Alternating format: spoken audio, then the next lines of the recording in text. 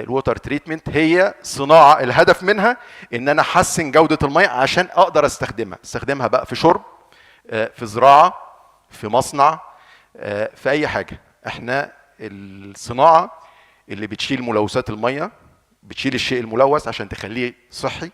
الشيء غير المفيد، ميه الصرف الصحي بنستخدمها بخليه شيء مفيد. الشيء الضار بخليه شيء نافع. ده ببساطه قوي موضوع الووتر تريتمنت او معالجه الميه.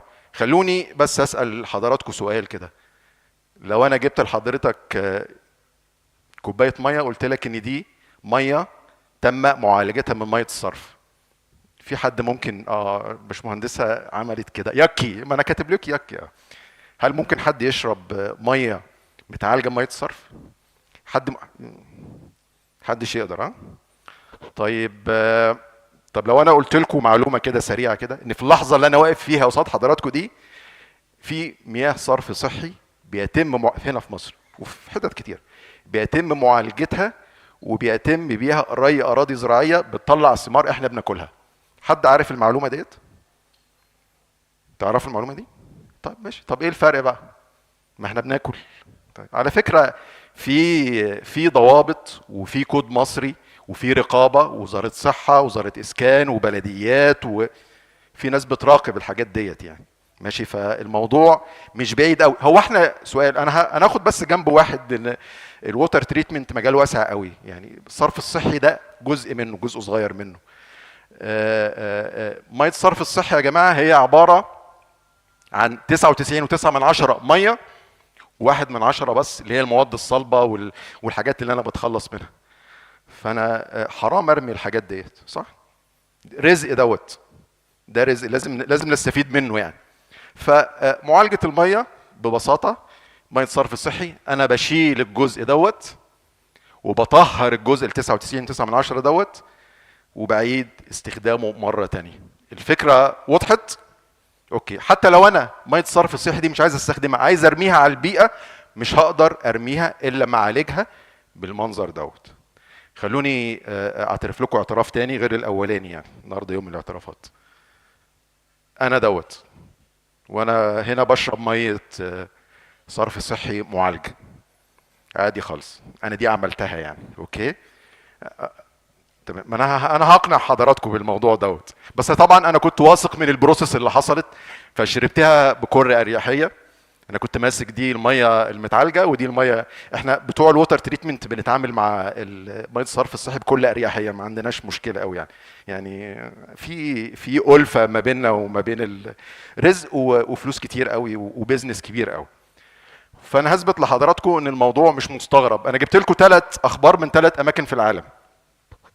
اول خبر هنا دي من مدينه اسمها فينيكس في صحراء اريزونا في امريكا. دي في الصحراء ما عندهمش موارد ميه. الناس دي قررت ان هي تعمل ابجريد، تعمل تطوير لمحطات الصرف الصحي عندهم علشان يستخدموها في ميه الشرب، وقالوا كده عادي وشغالين على الموضوع. تمام. وانا الروابط هتلاقوها هنا، تفتحوا اللينك هتلاقوا الموضوع. ففي عندك مدينه قررت ان هم يشربوا ميه الصرف الصحي عادي خالص. الخبر الثاني دول شركات مشروبات في اوروبا وامريكا، الكانز بتلاقي عليها بتقول ان دي ميه حصل لها بروسيسنج من ميه صرف صحي، بيكتبوا عادي خالص يعني الناس كلها عارفه يعني. ودي يعني مش سر يعني. الخبر الثالث ده قديم شويه، ده بيل جيتس كلكم عارفينه، راجل عنده جيتس فاونديشن، عنده مؤسسه خيريه. من 2015 هو هنا في الصوره ديت كان بيشرب ميه وكان بيقول ان هي من 5 دقائق كانت ميه صرف صحي.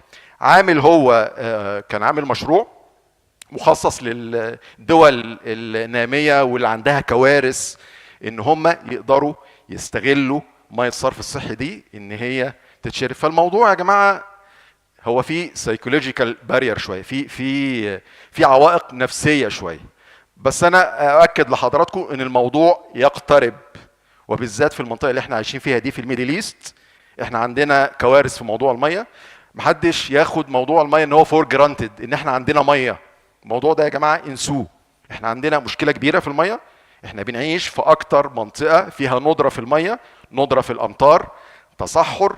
احنا ما عندناش موارد وعندنا عدد سكان بيزيد باضطراد. فاحنا رايحين للمنطقه ديت. اقتنعتوا ولا لسه؟ مش ما اقتنعتوش، مش مهم، مش بقى يعني هتهاجروا. ما هو في امريكا هو بيشربوها، هتهاجر هتروح فين؟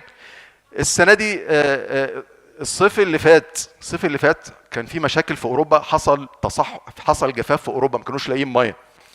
طيب اوكي.